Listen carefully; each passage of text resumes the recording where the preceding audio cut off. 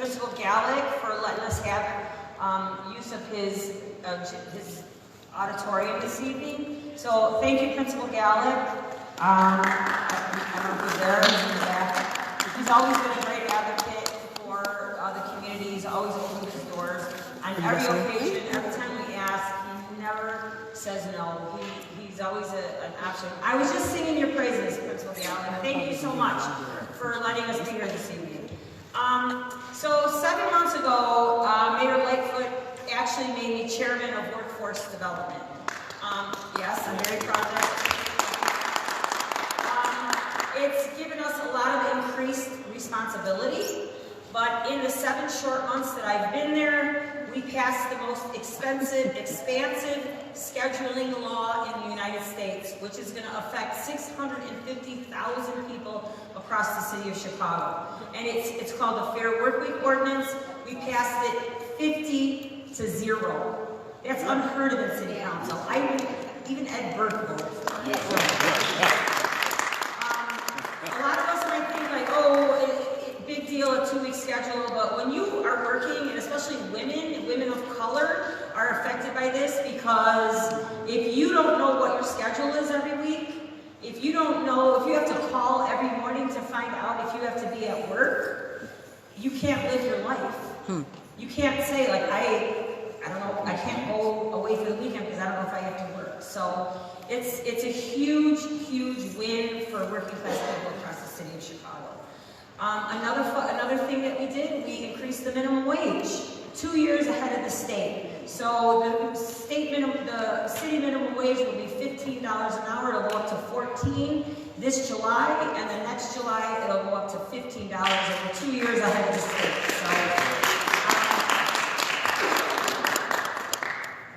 And we continue to work. So that's just been in the past 6 months. So those are 2 pieces of legislation that we worked on for 4 years under the other administration. We passed them out of City Council in just 6 months. So just to give you guys kind of a background on that. I just want to let you guys know property tax exemptions are open right now. We have the forms in our office, or you can download them off of the website at the Cook County Assessor's website. The deadline for that is the end of January, I believe. So don't wait on that. Make sure you get those in. We are also doing a fire safety and awareness and a smoke detector giveaway on Friday the 7th at East 93rd Street at the firehouse across the street from the post office. That will be from 9 to 2. We're giving away 3 smoke detectors with in conjunction with the fire department. Rick Reynolds, where are you? Thank you for your service, sir. Where are you? Well, I know you're retired now, but you know, he was a fireman, so get it up. Okay. It's okay, clap. He was a fireman for 30 years. Yeah. We're also doing a power of attorney workshop on February 10th. You need to, you can learn about a power of attorney for your healthcare, your property, your living wills. It's free. It's through the state's attorney, but they're only taking the first 30 people to sign up. So you can call my office to register. We have a list going. Top Box Foods, that money stays in the community. Right now it goes to the Headwich Times newspaper. All proceeds, if you haven't seen this, it's in the back. It's amazing the amount of food that you can get for a little bit of money. So copies of our newsletter are in the back. Governor Pritzker just gave us $900,000 through the open space land acquisition to put into Big Marsh Bike Park. So if you haven't been out there, you have to go there. We just broke ground on the Ford Environmental Center, and they're putting $900,000 more into it. It's in Headwich on 116th and Stony Island. Please go if you haven't been there. It's a world-class bike park that is absolutely amazing, and it's going to get even better now. So, yeah, absolutely. They're going to put more trails and put a couple more other things there.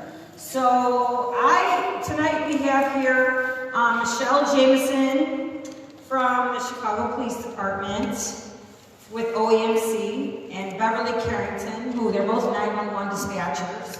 They tell me all the time that they're like the lifeline between the police officers. People call 911 and they're the ones that send the police out on their calls. So they're going to speak first. We have actually the census people are in the back. I just want to let you guys know it's really important that all of us get counted for this census. The last census was in 2010. Our ward had some of the lowest counts in the state. And that's really detrimental because we get money for every single person that's counted. Money from the federal government comes our way through the state. So we have to increase our count. They're still looking for people to go door to door to count people. So if you're interested in that, or if you know somebody that's interested, there's a table in the back with the people from the Census Bureau who are, willing to talk to people who are looking for a job doing that. We have the amazing Commander Boldness here from the district. Woohoo! I can sit here for 10 weeks and just keep talking about how wonderful she is. Officer Steve Carroll. Yeah. I also want to just give a shout out real quick to Joe Chico, who's here. He's actually running for judge for county, countywide. So Chico is our name that I think everybody knows in this ward. I'm going to be quiet. We're going to keep our questions until the end. If anybody needs an index card, please put your question on an index card. I'm going to give the mic to Beverly Carrington from 911. Thank you. Good evening. Good evening. As she said, my name is Beverly Carrington, and I'm from the OEMC. I kind of like to stand in front of the podium because I'm tall. Right. So my name is Beverly Carrington. I'm from the OEMC. I'm a dispatcher there. I've been there for 18 years, and I'm here now to talk to you about 911. My partner Michelle is here. She's going to talk to you about Smart 911. We'll give you some information. So at the 911 center, we take about 4.5 million calls a year. Right? And so, a year. Oh goodness, not a week, no. But a year. And the way that we're categorizing those calls, we have three priority system in place. And that would be the priority ones, which is imminent threat to life. So shots fired, the person's shot, battery in progress. We have a priority 2. That means that the immediate threat has dissipated, but the offender is still nearby or on the scene. So the battery just occurred, suspicious auto with occupants, the gang disturbance. We have a priority 3, and those are what we refer to as our nuisance complaints, those loud music disturbances, permit parking violations, right? Yeah, no, loud music. And how we determine how we're going to categorize those jobs is probably where we get our #1 complaint, which is, why do you have to ask so many questions? I have to. And I have to ask those questions. I want to keep the officers safe that are responding. I want to keep the citizens safe, right? I want to keep everyone safe. So I have to get as much information from you as possible. We have a handout out there, and that handout said, help us help you, right? It had 5 W's on it. And for me, the most important W is always going to be where. Where are you? I need to know where you are. I need to know a good address or 2 cross streets. Because without the knowledge of where you are, I can't send you the help that you're asking for. I want to know, is this happening in front, or is it happening in rear? Is it happening in the alley? Is it in a gateway? I want all of that directional information. I'm going to ask you about what's going on. What prompted you to call 911? Are they fighting? Right? Are they blasting the loud music? Are they parking in your permit parking? What are they doing? I want to know who is involved. Some people say, well, I don't want to call 911 because I don't want to get involved. And that's absolutely okay. As long as you're not the victim, you can be anonymous. But simply saying, I don't want to leave my name and number doesn't make you anonymous. I want you to actually say, I want to be anonymous. Say it with me one time. I want to be anonymous. Right. The only calls for service I'm required to ask you about anonymity are going to be gang or narcotic related calls. So even if they don't ask you about anonymity, you can always tell me that you want to be anonymous, provided you're not the victim. So I want to know, when did this happen? Did it just happen? Is it happening right now? Did it happen 10 minutes ago? Did it happen 2 days ago? Because sometimes you can come home from that weekend trip and discover that the garage is broken into and you still need a police report, right? Well, you can call either 911 or 311, and we're going to transfer you to what we call our alternate response section. And that alternate response section is going to give you that same police report, but they'll give it to you over the phone. They'll mail you the police report. So I want want to go back to those 5 W's because I got one more W that's pretty important, and that's going to be weapons. Right? And it's not just the guns or the knives, because some people, when they think of weapons, they just think of, no, the pen can be a weapon. This chair over here can become a weapon. Anything being used to cause bodily harm or physical damage is a weapon. Let me know, because I'm going to let the police officers know. Now, the bulk of those questions are probably coming from that additional information I'm going to ask you about. And that would include, is it a male or a female? Right? Were they tall like me? We've already established that my tall might be considered short. That's okay, I'm at one with it. Right? Or are they tall? We want to know, were they walking on foot or were they in a car? And if they were in a car, we're going to ask you for a description. So I get it, right? Because I have a 6-year-old and an almost 2-year-old, and they like muscle cars. So guess who else likes muscle cars? Right. And I have to know makes and models of vehicles all over, because I got to tell them what it is. You may not know makes and models of vehicles, and that's okay. But is it a sedan, or a pickup truck, or a minivan, or a cargo van? Did it have 4 doors or 2 doors? And key piece of information is what direction did it go in? Right? Not just it went down the street. Down the street can be any of the 4 directions that we have available to us. So here, we're really far south, so north is towards downtown. I'm always going to say east is towards the lake. Basically everywhere in Chicago, east is towards the lake.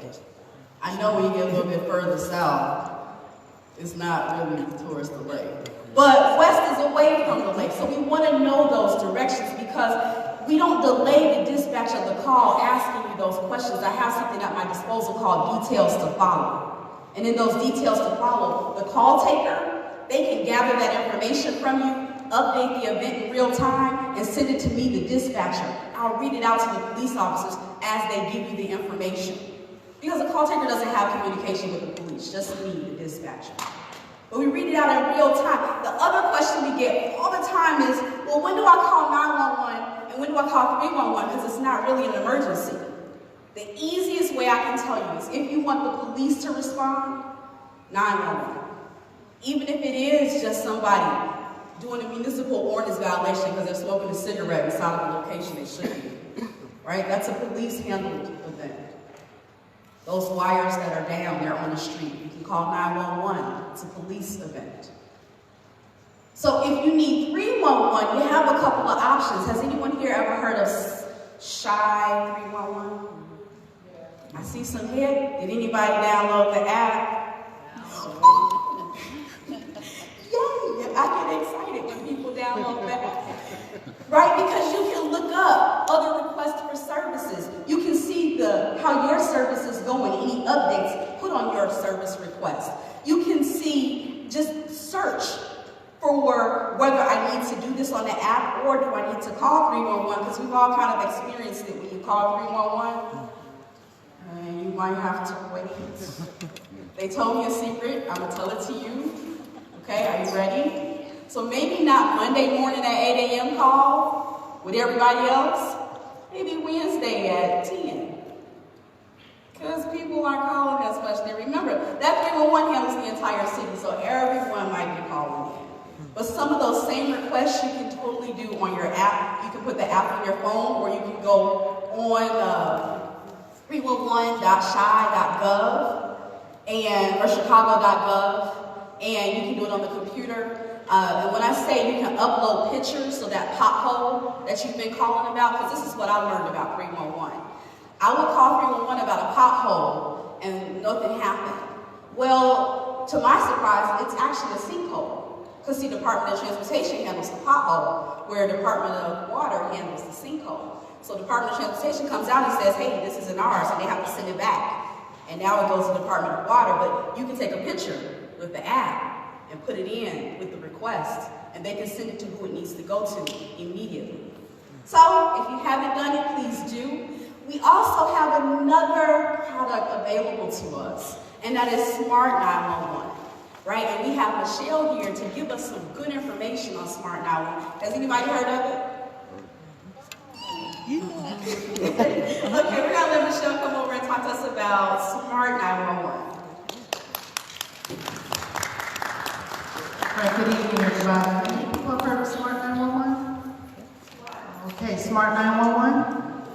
Okay, I'm going to tell you about it. Smart 911 is a web-based tool. It's free. It's something that the city came up with a couple years ago. It's a great program. It's a profile that you fill out, okay, and the information pops up on our call taker screen at the 911 center. Okay? What type of information you can add on the profile will be up to you. Medical information, doctor information, photos, anyone in your home ill, wheelchair bound. Now when you call 911, we'll speak to you. We'll ask you all the questions that we need. Okay, the what, the who, the where, what's the nature of your emergency. But in case you can't speak to us, we have a program, a tool to go by. That information is going to pop immediately on our call taker screen. I'll give you an example. Let's say we have someone who's carjacked, and we get calls like this where they're hysterical and they can't remember their plate or their vehicle information. Now we have a tool to go by. That information is going to pop up on our 911 call taker screen when you call. It's free and it's safe, but you have to do the homework. You have to fill out the profile. We have some flyers for you too to take home. The information pops up and it's only available for first responders. So no one can get your information except for 911, police officers, and EMS personnel. The profile also follows with you. As you go on the website, you can put in a zip code and you can find out what city near you have the profile information as well. So far, Marion Park has it, Waukegan, and there's other cities that are close that are getting it, Oakland. So when you travel through and you have to call 911 through their city, they're going to get the same information. We have an app. I have an app. I have a profile. My mom is on my profile. She has a heart condition. She doesn't live with me. And when you create the profile, you can create it with as many people as you want. They don't have to live with you. Okay, Smart 911 is going to verify your information, and they're going to say, hey, is this you? Is this your phone number? Is this your address? When you verify it, when you call 911, that information is going to pop up and it's going to be ready and available. About 15,000 people have the profile. Me and Beverly are out all the time. There's a team of 7 of us trying to get people to sign up. It's really a good program. And in case you call 911 and you can't give us the information, it's a great tool that we can go by. And just look at the screen, you can see all the information that you add. Now you can add as much information as you want. As I said before, I have a profile. My mom lives on Halsted Street and I live on Dauphine Street. So I have 4 people on my profile and I'm glad to share that with you. So if something was to happen to my mom, I need emergency contact. And EMS personnel can contact me. You can add photos, you can add pets. We get a lot of calls where in the summertime, the elderly walks around. And let's say if they were to call 911 and they have a profile because you registered them and you have their information on the profile. Imagine all the information that we can get. Photos, emergency contact, medication, doctor information. If you are allergic to a bee sting and you call, I can give that information to EMS personnel and they'll know what medication to give you and whatnot. It's great, it's free, it's safe. There's a team of 7 of us. We also come out to organizations and we speak about it as well. So if you need our help to come out and we give you this information, you can do that as well. Okay? Thank you, everybody. We're going to leave questions till the end. We're going to let Commander Boldness speak, and then we're going to have Janisha Harris, who has a couple words about the census. Commander Boldness. Yes. Before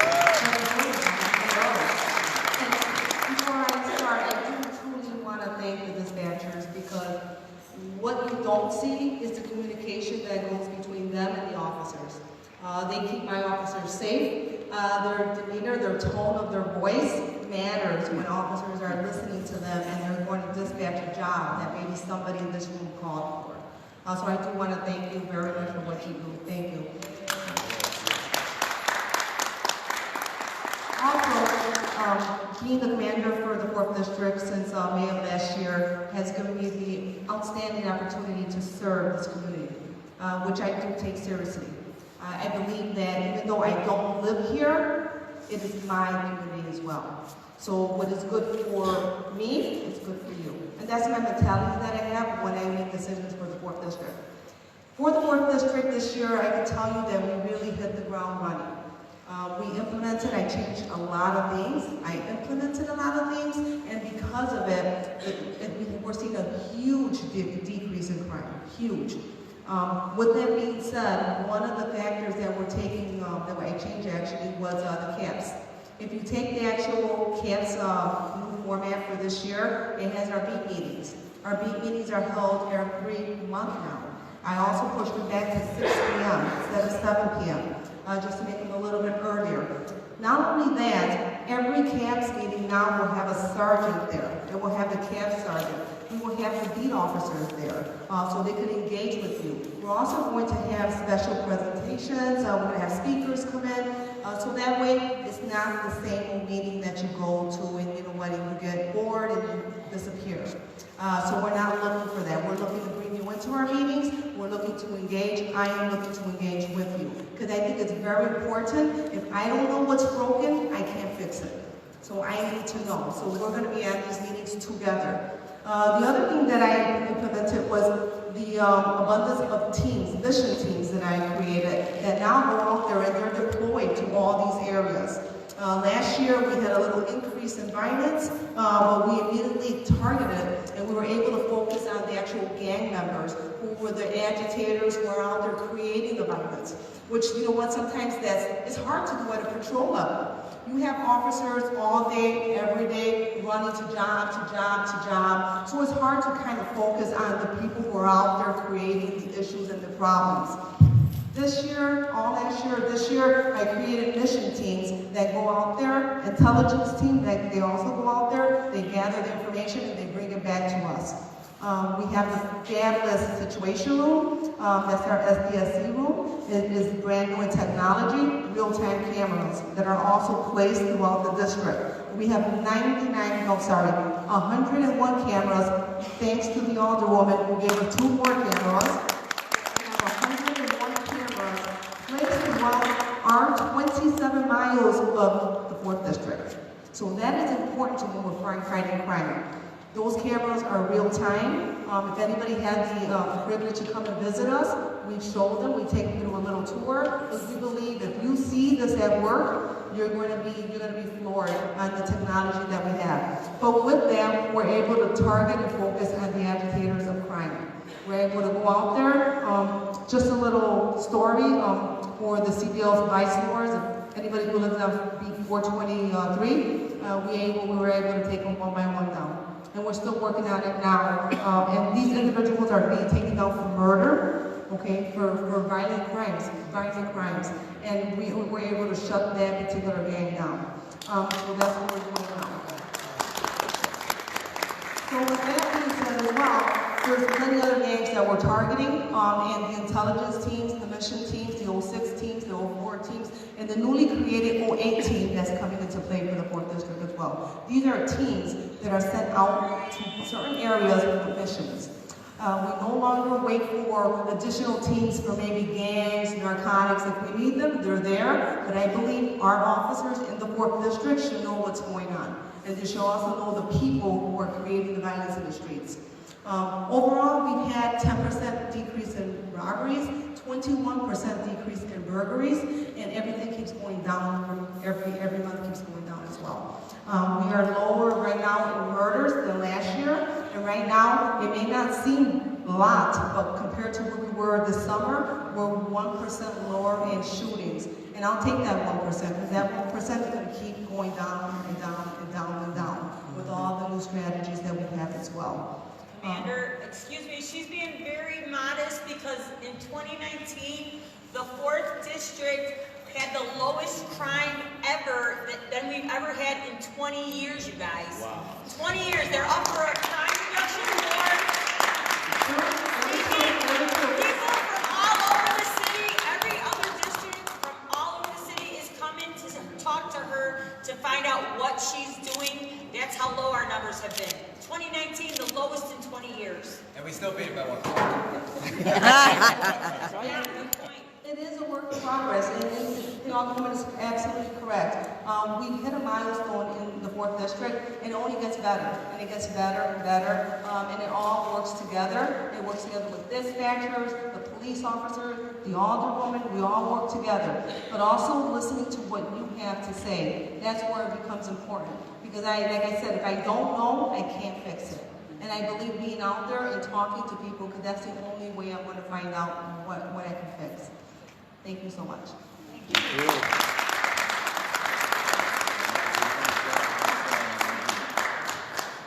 And now if you guys have any questions, you have index cards if you want to fill them out. Somebody's going to come around and start collecting them.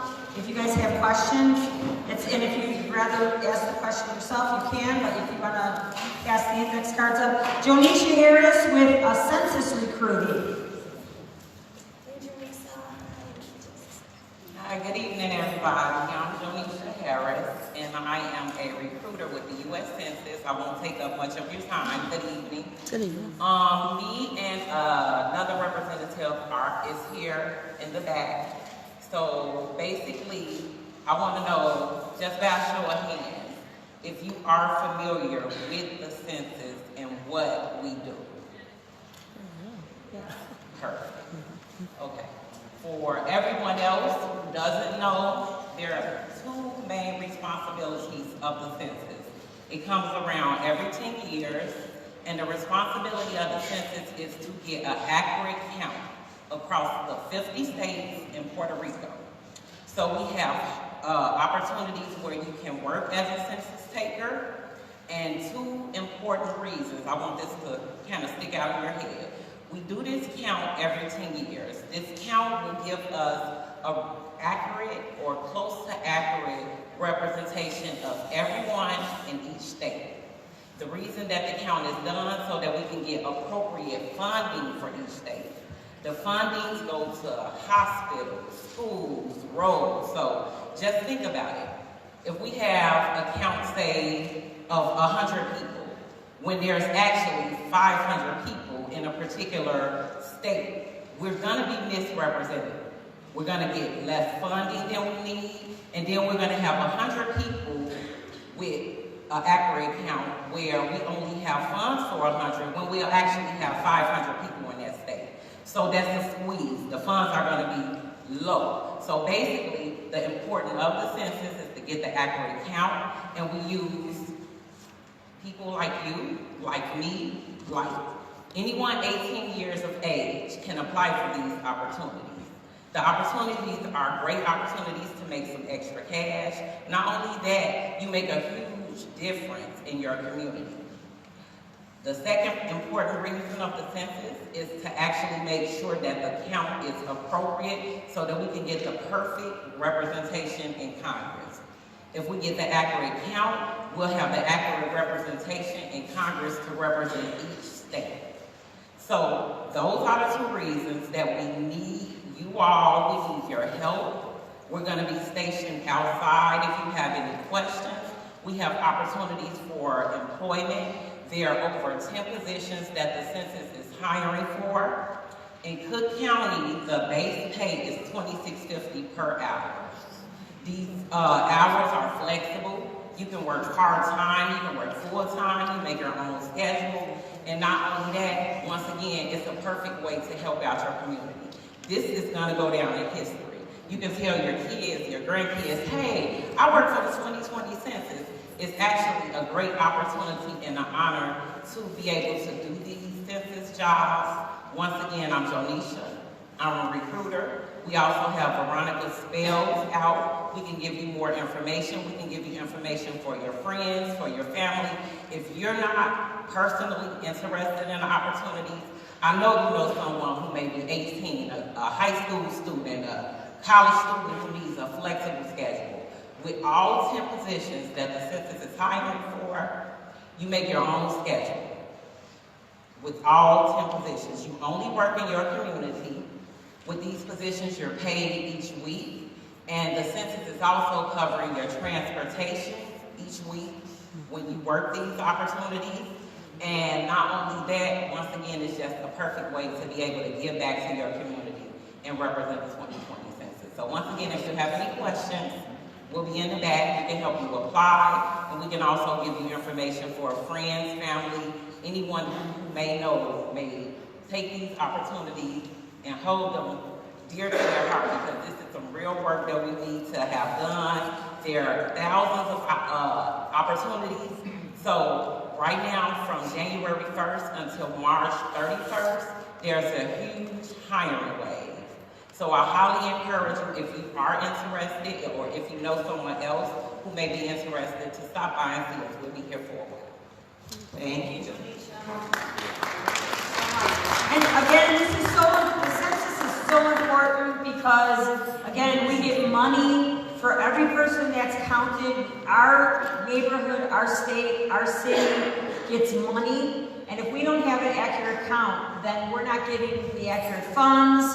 We're losing space because 2021 is remap, where they remap the wards.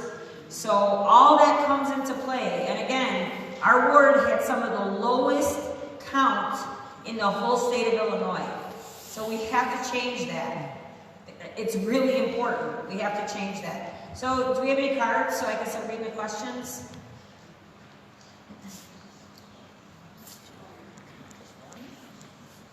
Okay.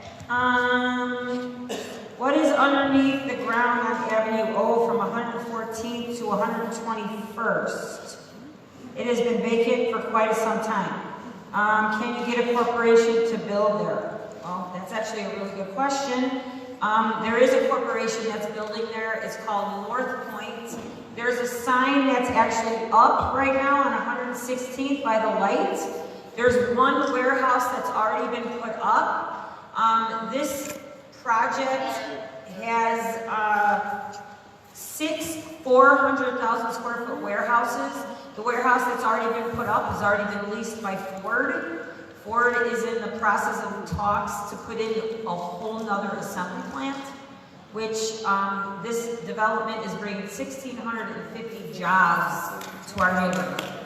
And I have to tell you, I'm really proud of this because I brought this project to Rahm Emanuel. He helped immensely to push it through, so it's a much needed shot in the arm for people. There's a bunch of people that from our neighborhood that work there right now, so that are helping build it, and they're going to be putting 2 more buildings up simultaneously come the springtime. So the warehouses are, like I said, the first one's already leased out. So what's underneath the ground? Slag. There's no further remediation that needs to be done there, and the buildings that are coming, they're just doing pylons, and it's a slab, so they don't need to put a foundation in the ground. So it's different than if they had we can't put housing there. Right. Okay. How long is the census training? Jonisha, this one's for you. And what does this training involve? Well, actually, it depends on the position that you're hired for. Most of the training is 1 to 3 days. It's done at 2 locations, either 75 West Jackson, which is located downtown, or 175 West Jackson. Once you go through the training, you are paid for training, your transportation is paid for training, and they'll give you everything that you need during that training process. Great, thank you so much. Okay. Okay, sometimes on social media, I see a guy saying that there is shots fired on certain blocks. Do people other than police have access to ShotSpotter? I believe ShotSpotter is only for law enforcement, so in order just to download it, you have to be law enforcement because it recognizes our personal numbers. So yeah, there's nothing that we can do in terms of getting it on your phones. And I think if you had it on your phones, it would probably drive you crazy. So I don't think you would want to hear that. But yeah, it's not, there's no access for civilian use. Great, thank you. And remember, the nice thing about ShotSpotter is we can distinguish between, you know, the social media stuff that she's talking about is the fireworks and all the other stuff going off, and everybody on social media is saying, oh, there were shots fired, you know, 2 days ago, and calling up her office, calling up our offices. And Yeah, because ShotSpotter is very delicate. Somebody could be banging on something, like working on something. If it's metal, it'll pick it up like a shot. So, yeah, so there's different in technology, any little thing, firecrackers. Yesterday we had Roman candles, some kids playing with Roman candles. It was detected by ShotSpotter.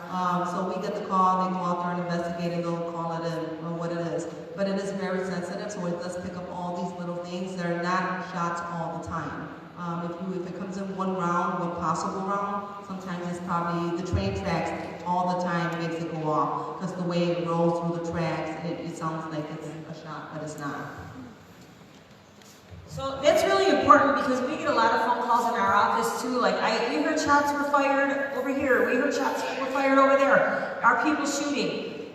No, the guy, whoever's posted this on Facebook does not have access to ShotSpotter. So, no, but this happens all the time. People believe what they're reading on Facebook, and it's not true. So, thank you for answering that question. It's totally relevant. Okay, what can be done about vehicles cutting through parking lots at the dialysis center on 106 in Torrance? This is hazardous to patients that are often coming out of there, and it happens frequently. I can answer this, and if you guys want to elaborate a little bit more. I don't, if somebody has an idea on what we can do to let people learn the rules of the road and not blow stop signs. I live on a corner and there's a stop sign on my corner. In the summer, I can sit on my porch and just watch people just keep going through the stop sign. I don't know how to make people stop cutting through lots, how to make people stop at stop signs. Those are basic rules of the road. Police can't be everywhere.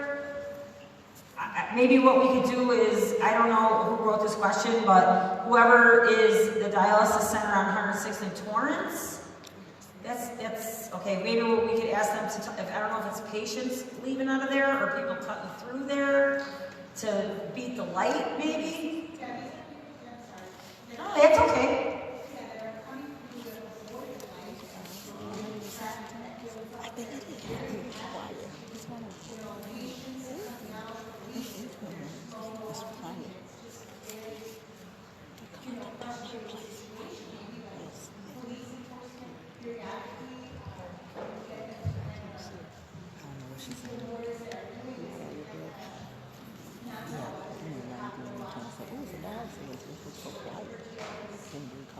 Yes, absolutely. Yeah, the frustration of people just trying to get a line and go through an area where you have sick people trying to get in and out of their vehicles definitely is frustrating. What I'm going to do is I'm going to give that to my mission car, one of my traffic cars, just to kind of see what's going on over there. And maybe that's something that has to be directed also towards the location, the actual whoever has that facility. Maybe we need to talk to them on some way we could kind of work together to kind of curb what's going on before actually one of the members or one of the clients who are coming in gets hurt in some way. But I'll definitely look into it and I'll put my traffic car on. Commander, this one's for you. What is being done to reduce shoplifting in stores like Walgreens on 92nd and Commercial? So, can I say one thing? And this is actually before, when Walgreens wanted to change some things over there, Walgreens on 92nd and Commercial is supposed to have their own security. So, they actually signed a memorandum of agreement with actually Commander Tirado, as well as our office. So if they don't have private security anymore, I know they did. They not in there. Okay, I'm being told they still have their security there at that location. Is it shoplifting? I'm sorry, the question is about that particular location? Shoplifting at Walgreens. All right, yeah. To reduce shoplifting, that's internal. That's actually falls on Walgreens, not on us. We come in after the fact. We make the arrest. we don't put any procedure or protocol to help them reduce that. But then again, that would be on Walgreens. And from what I'm being told, they should still have their security. So that's something that Walgreens needs to kind of take a look at. And I will definitely follow up with them tomorrow and see if they could have a plainclothes officer there, which is what they had before, to help reduce shoplifting. So I will, and can you be the point person before I call? Yep. Okay, cool. What is the pipeline project? When and where will it take place, and how long will it last? Great question.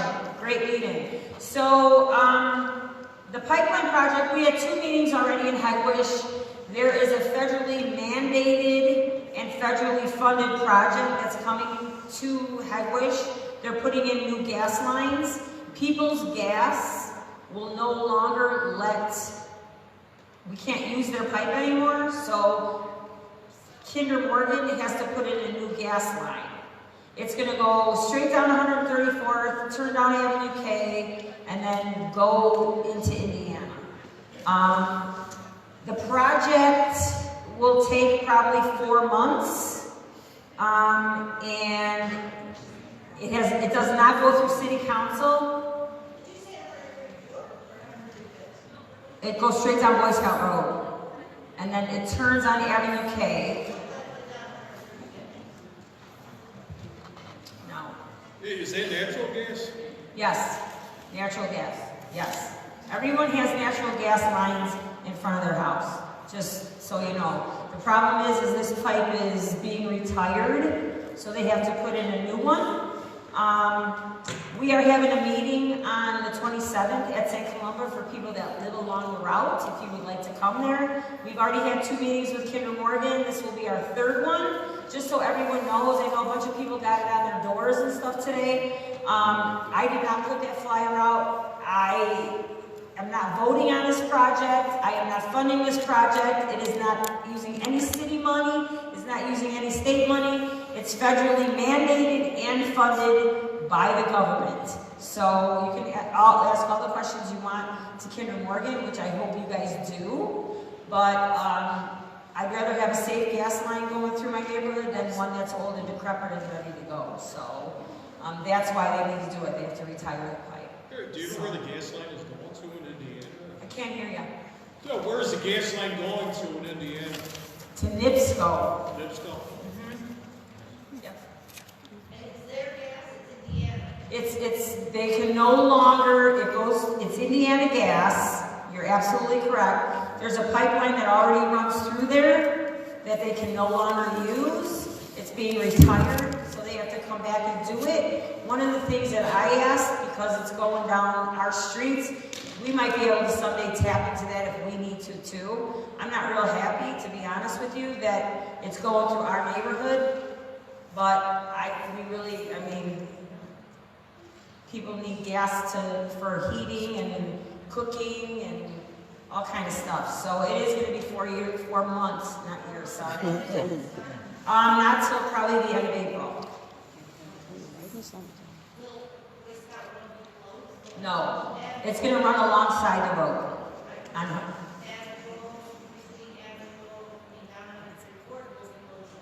No, the only road closure that's going to be happening is Avenue K. Yeah.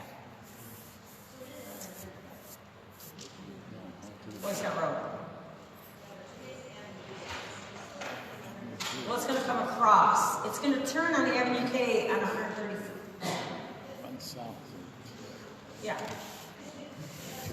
So, yes. Yes. Yes, Emily.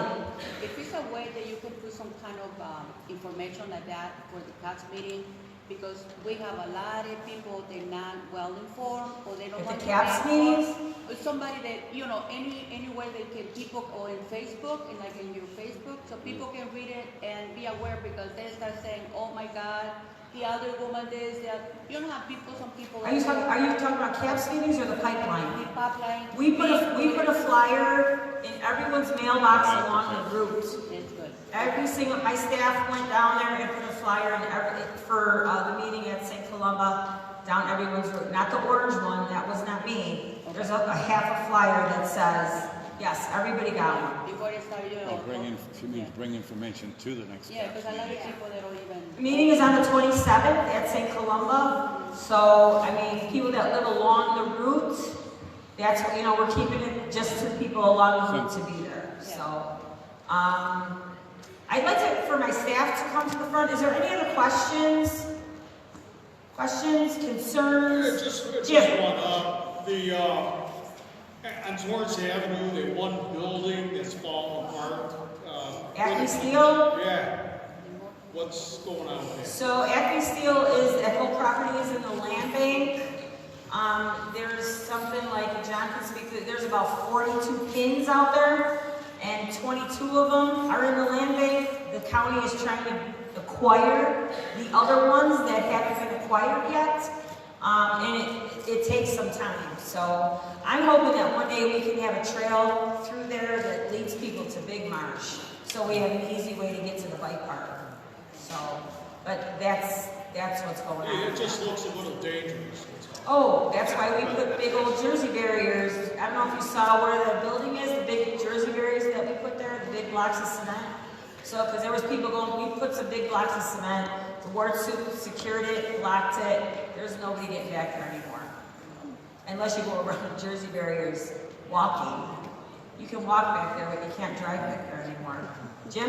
Wayne? Are you going to have a participatory budget this year? Not this year, next year. We're still waiting on the community identifiers from 2015. So, CDOT is really taking their time getting those done. So, but we told, hopefully we're going to have installation by April. So they encumbered our money in 2015, and we've been working diligently trying to push them. The fabricator wound up not doing the design, and then it's been a nightmare. So until we get those community identifiers put up, we're not going to do participatory budgeting until every single thing that we allotted and they took money for is funded and done. Yep. So you went out of your way to build the dog park? Oh, we spent more money than that was allocated, yes. And we spent over $85,000 more than was put in participatory budgeting, yes. Rick, did you have a, yeah, Kat. What is going on to the old corner store on 130th and Saginaw? It's all blocked off, and it looks like they're taking maybe the building down with a liquor store along the road. What was the last thing you It said? was a liquor store many years ago. There's fencing around it. I think there's a demo order on that. I'm almost positive off the top of my head that there's a demo order on that. I can check on it when I get back to the office tomorrow, and I'll give you a call and I'll let you know for sure. But I'm almost positive there's a demo order on that. Okay, one other thing. For the patrol car on 130th Street, 127th, when they're getting off the expressway, coming into Highway, so they're going east, they're going up on the sidewalk to beat the light. And they're not forward employees, so they're not going into the parking lot. Then they're cutting back into traffic. You can almost catch people doing it every day from 5 to 6:30. And those lights either need to be longer, but someone's gonna get killed. And I'm hoping it's not. Okay, you said 5 to 6:30, is that AM? PM? Okay. So that's 127th by the Ford plant? Yeah, on the side of it. Okay. So they're taking off the expressway going east. They're coming up on the sidewalk and then cutting back where the light is for the parking lot. Okay. And cutting back into traffic. Okay, I'll put a mission out there to see if they can catch them doing that, and we'll kind of see what we can do to kind of slow it down. That would be great. Thank you. So I just want to piggyback on something like that. For some reason, 130th has become a complete SHIT show. I mean, it's just, I don't know, right by the Ford plant, it's traffic that is crazy. Again, people do not obey the signs, they're flying through, they're this, they're that. I mean, we have a huge issue with flooding on the west side of the bridge.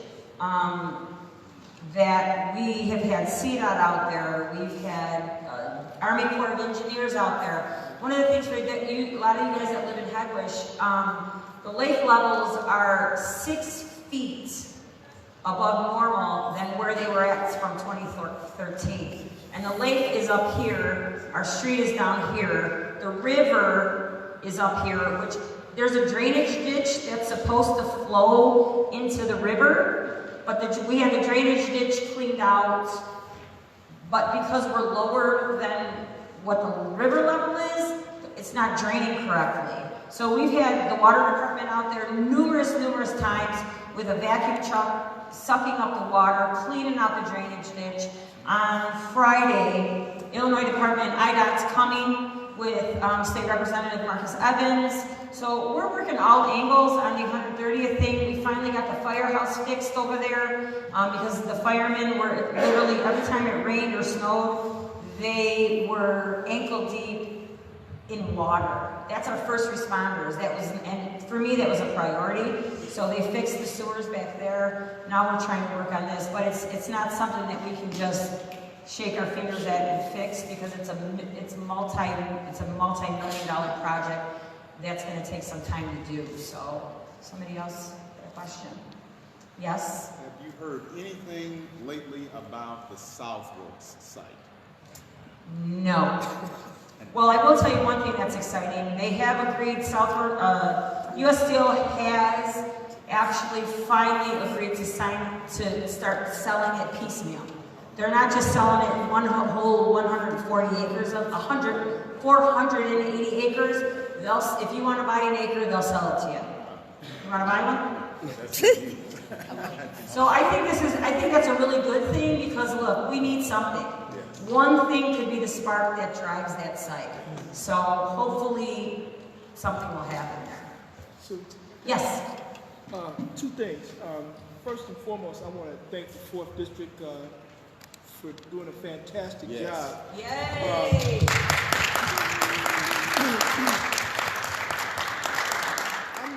I'm not sure if this still exists, but I know the 4th District has been the biggest district on the map with less resources. I don't know if it's still like that, but I know that the per capita area is the biggest in the city with less resources, and I just want to compliment you all on the job that you're doing.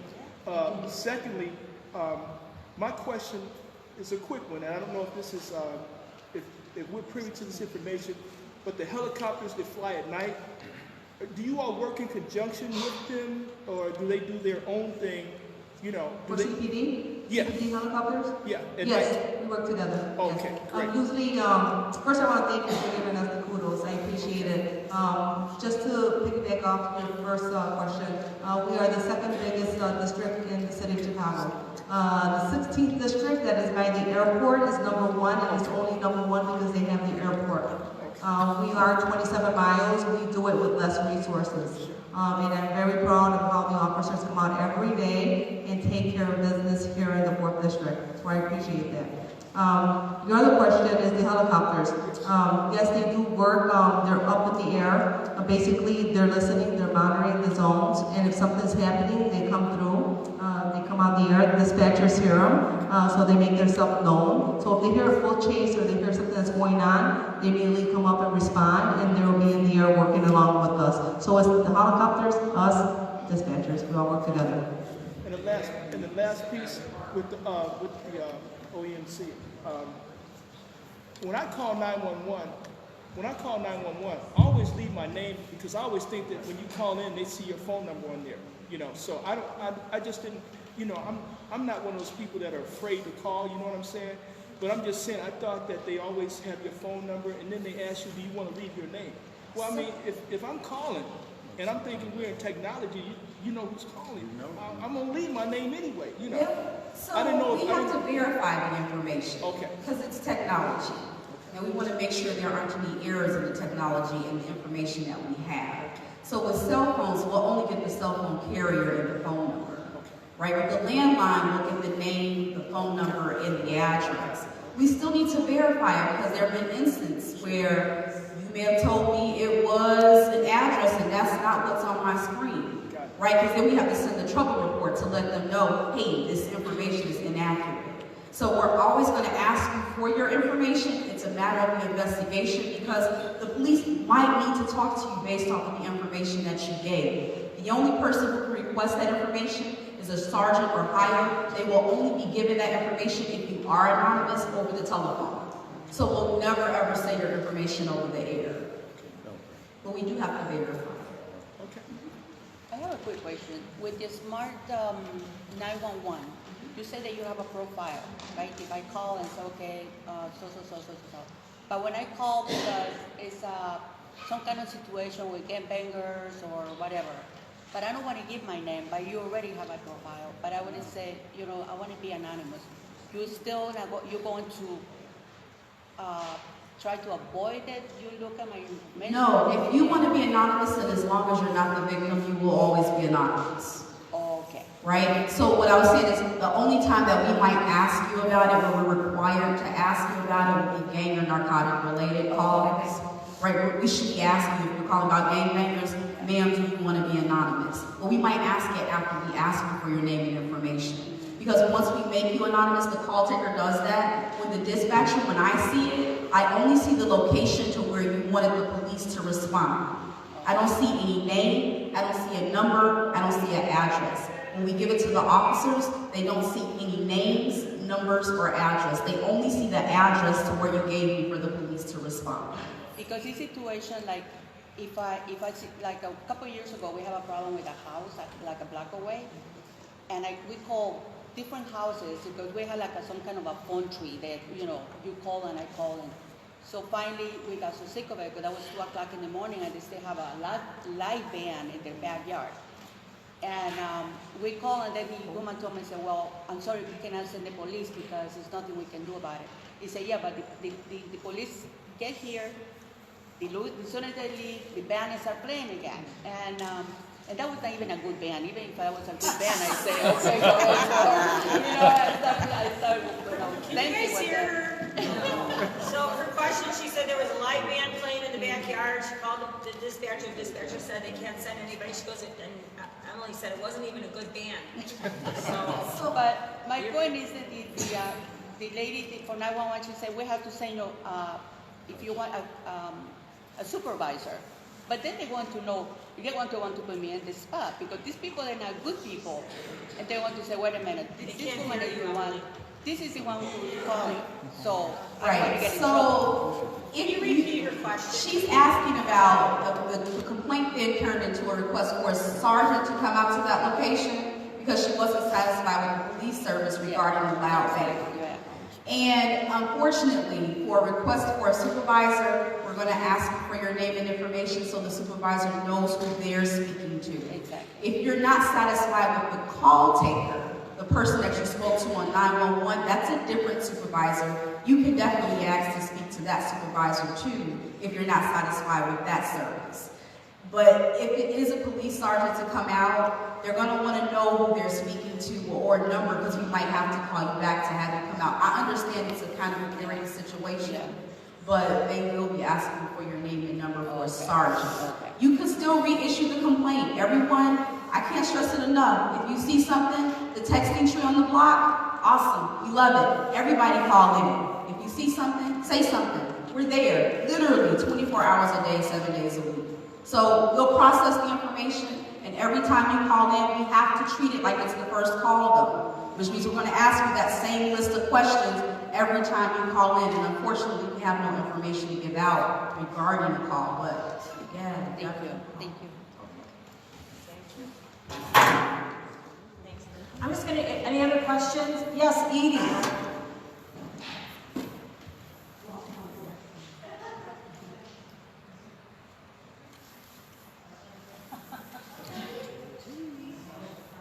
Honey, I can't hear you. You want to come up here? Let me...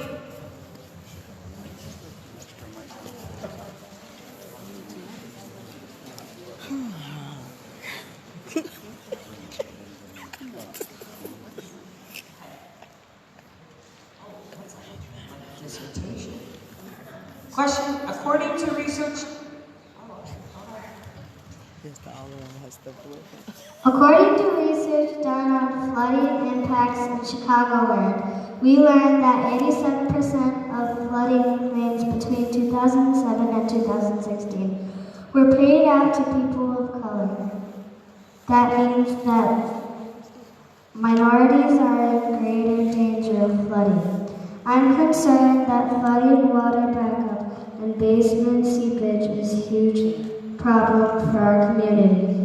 Not to mention that we live in an industrial area.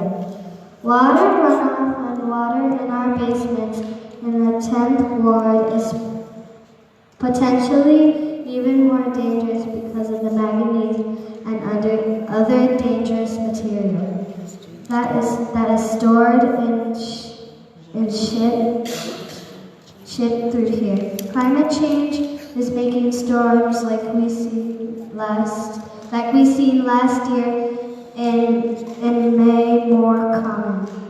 So my question is, how is the city addressing this growing problem, and how we can ensure that polluters are operating in ways that won't cause us harm, especially due to dangerous weather events that we can expect will increase because of the climate change? Great question, E. Great question. So one of the things that when I took office 4 years and 7 months ago, I found out that our ward in particular had some of the highest floodplains in the whole city. Hegwish being the worst floodplain in all of the city of Chicago. Hegwish was never ever hooked up to the deep tunnel. We put $750 million of infrastructure improvement into Hegwish alone, so we are now hooked up to the deep tunnel, so there should be no more flooding. We put new sewers on the east side, we put new sewers in South Chicago, we put new sewers in Jeffrey Manor, so we shouldn't have any more flooding in the 10th Ward, just saying. If you do, please call my office and let me know, but we put close to what? $900 million in sewer improvements in our ward alone in less than 4 years. So, and as far as the manganese goes, SH Bell, we make sure that they store their manganese covered and make sure that it's in a shed. It's no longer left outside anymore. We introduced an ordinance 3 years ago to make sure that anybody that's holding bulk material that's got it outside, they have to have air monitors and the stuff has to be covered. Watco will no longer carry manganese, so it's not there anymore, so SH Bell is really, I think, the only one that's left. And their stuff has to be inside, and it's air monitored, and everything that they do is enclosed. So those are changes that we've made to ensure that the people in the 10th Ward are safe and that we're breathing clean air. So those are just a little bit of changes.